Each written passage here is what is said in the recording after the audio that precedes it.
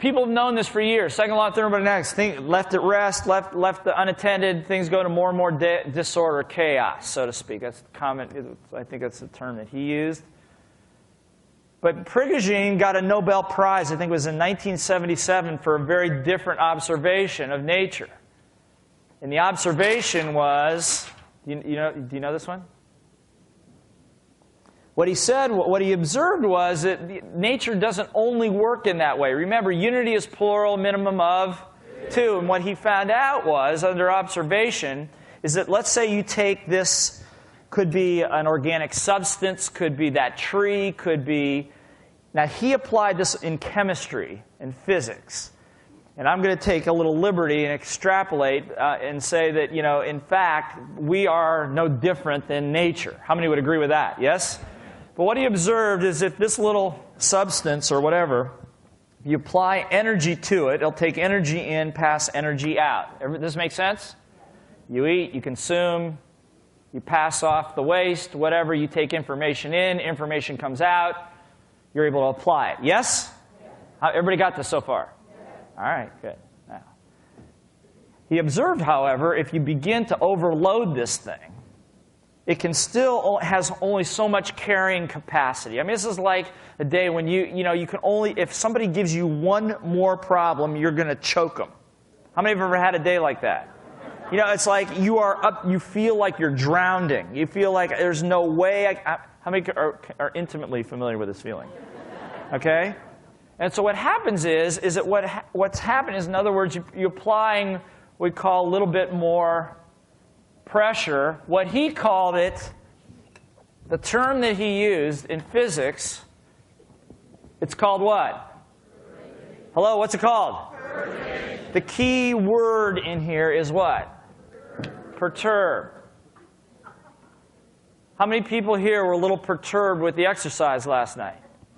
A little perturbed, not in a negative way, but perturbed, nervous, a little bit of anxiety, pushed a little bit, or coming up to the front of the room. How many had that going on for you? Okay, good. Now, what he said, and that's called perturbation. In physics, all that really means is upsetting the status quo. That's all it means. Just take a normal situation and you can apply a little bit more pressure to it. Got it? Hello, yes? Yes. You're with me so far? Okay, good. So, here's what he observed. He says you perturb the system a little bit more, adding a little bit more what? Pressure. And what happens is this little whatever it is we're talking about reaches some kind of an imaginary threshold where it feels like, for me, it feels like it can no longer handle anymore. It feels like it's going to blow. How many of you have ever come to that place? Like I said, one more, you don't talk to me. That place, yes? And what happens is it feels like it's going to blow. But what he found out is something else very interesting happens. And here's the key. That's how this all comes together. Everybody take a deep breath. What he observed, however, that got him the Nobel Prize is that it doesn't blow under the right environment. In the right what? Environment. Or what we've been calling it the context. In the right context, it doesn't blow. What it actually does is it reaches a moment, it kind of hesitates here, and then what happens? Boom. Reorders. What's it called? Reorders into a more complex structure able to handle more what? For example, that tree we talked about, right? Remember that one? Tree falls into a swamp, into a bog, sinks. And because of geological reasons or whatever, it gets covered over and under pressure of the heat of pressure and the earth and the weight, that wood could ultimately turn into what? Coal. And under more pressure into what? Diamond. Which is an actually much more complex structure able to handle much more what? Pressure. Everybody got this? Yes. But only happens if you perturb the system. If left alone, second law takes over. Everybody just take a deep breath. Let it go. I'll hand your question in a minute. Let me continue, okay? The interesting thing, and this comes back to her question, is that one of the things that Prigogine observed is that right here, something very interesting happens. Typically, when, in a chemical reaction, when this thing goes from here to here, under what? Pressure, in order to reorder, it releases energy. Now, typically, in a chemical reaction, that's usually heat energy gets released. How many people felt people who were up here felt your body temperature go up a little bit? Okay?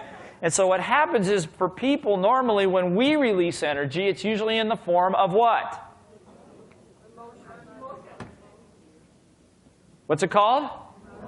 Emotion. So that's why when I saw people with tears start coming up, I go, that's a good thing. As a chemist, okay? Chemist. Physicist, chemist is a chemist, right?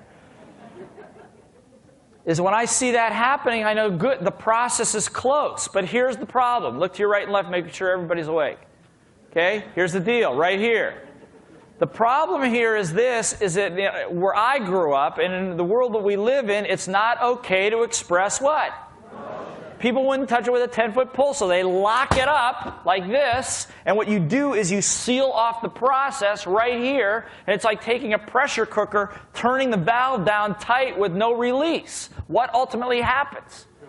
It blows. How many people have ever gone and said something to somebody, and all of a sudden they just like took your head off, and you're going, what the heck did I say? How many know what I'm talking about here? How many people realize there are kids probably not more than 5 miles from here in classroom right now sitting here crying out for help but telling big boys don't what? Cry. Do it on your own. Tough it up. Everybody understand? And so what happens is you freeze this process right here. Everybody take a deep breath. Let it go. Because it is high emotion, low intelligence right here. It's confusing. But when you back off, has the pressure necessarily gone away? No. So the way we teach is we turn up the emotion comes up. That's good. Blow it off. Because out there in the real world, when you're under that same pressure, you don't want to have to deal with this thing at that time. You want to be already down here, so that's no big deal to you anymore. It's when we drill objections again and again and again and again and again until it's like, got it, no big deal. Bring it on. More complex, able to handle more what? Pressure. It wouldn't help you. You go to read that stuff. I mean, it's the instant cure for insomnia, man. I'm telling you, it's like, I mean, if you want, there's actually, I think in the Powerful Sales Presentations piece, I mean, I have a whole article that summarizes this whole thing based on my research in one of the products here. But right now, everybody just take a deep breath. I want you to take a minute right now, talk to somebody else. What did I just show you? What is your take on this? Go. 1 minute. Talk it over.